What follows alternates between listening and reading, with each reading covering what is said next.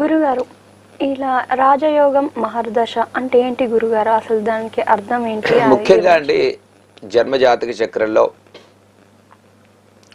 ప్రతివాడు మానవ జీవితంలో ఒక మంచి యోగాలు పొందాలి, జీవితంలో శీఘ్రంగా అభివృద్ధిని పొందాలని అనుకుంటారు. కాబట్టి మంచి జాతకం అంటే ఏమిటి? ముఖ్యంగా మనం మొట్టమొదటిగా తెలుసుకోవాల్సింది ఏమిటి అంటే, ప్రతి జాతకంలో శుభగ్రహాల యొక్క ప్రభావం ఉచ్చస్థితిలో ఉండటం, శుభగ్రహాలు బలమైనటువంటి స్థానంలో ఉండటం, షడ్బలయుక్తంగా అంటే ఏవైతే గ్రహాలు వాటి కేంద్ర కోణ స్థానాల్లో మంచి స్థితిలో ఉన్నప్పుడు మానవుడి జీవితం ఒకప్పుడు గ్రౌండింగ్ లెవెల్ నుంచి ఉన్నత స్థితికి వెళ్ళిపోతాడు. దానికి కారణం ఏమిటి సార్ అంటే, ఇప్పుడు మనం ఏదైతే మంచి జాతకం అని మంచి గ్రహ ప్రభావం కావాలని మనం కోరుకుంటున్నామో దాంట్లో శుభగ్రహాలైనటువంటి గురుబలం కానీ, శుక్రబలం కానీ, అలాగే చంద్రఫలం కానీ, మరి బుధఫలం కానీ, ఇవన్నీ ఉచ్చస్థితిలో శుభగ్రహ స్థితులు పొందినప్పుడు మానవుడు తెలియకుండా మంచి యోగాలు పొందుతాడు. అలాగే ఇక రాజయోగాలు మనం చూసుకున్నట్లయితే చాలా బ్రహ్మాండమైనటువంటి గురు శుక్రుల కాంబినేషన్తో వచ్చేటువంటి యోగాలు ఉన్నాయి, చంద్రమంగళ యోగాలు ఉన్నాయి, అలాగనే పారిజాత యోగాలు ఉన్నాయి, కేమద్రం ఫల యోగాలు ఉన్నాయి.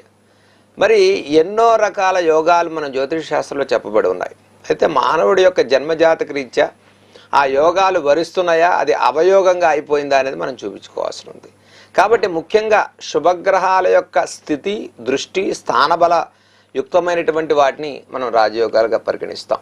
కాబట్టి శుభగ్రహాలు అసలు మనకి మంచి స్థితిలో ఉన్నాయా, మానవుడి జీవితంలో ఆ పరిపక్వత జన్మజాతకంలో కనిపిస్తోందా, వీడికి ఏ సంవత్సరంలో మంచి ఎదుగుదల కలుగుతుంది అంటే, ఒకవేళ శుభగ్రహాలు మంచిగా ఉన్నట్లయితేనండి వాడు తెలియకుండానే వివాహానికి ముందు, వివాహానికి తర్వాత, అంటే ఒక వివాహం తర్వాత కొంతమంది జీవితం చాలా మారిపోతుంది. ఎందుకు అంటే ఆ వచ్చేటువంటి జీవిత భాగస్వామి యొక్క నక్షత్ర ప్రభావం వల్ల అప్పటి వరకు చేసినటువంటి అదే వ్యాపారంలో రాని అభివృద్ధి ఆయన ఆఫ్టర్ మ్యారేజ్ తర్వాత ఒక చిన్న మార్పులు జీవితంలో చాలా ఇంపాక్ట్ ప్రభావాన్ని చూపిస్తుంటాయి.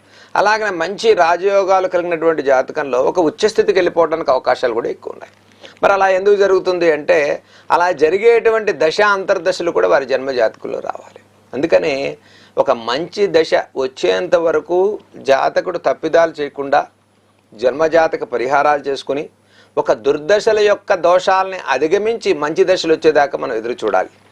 ఎందుకు అంటే ఆ మంచి దశలు వచ్చినప్పుడు మనం ఏం చేయాల్సిన అవసరం లేదండి. ఇప్పుడు దుర్దశలు వచ్చినప్పుడు మాత్రం మనం ఏం చేయగలుగుతున్నాం?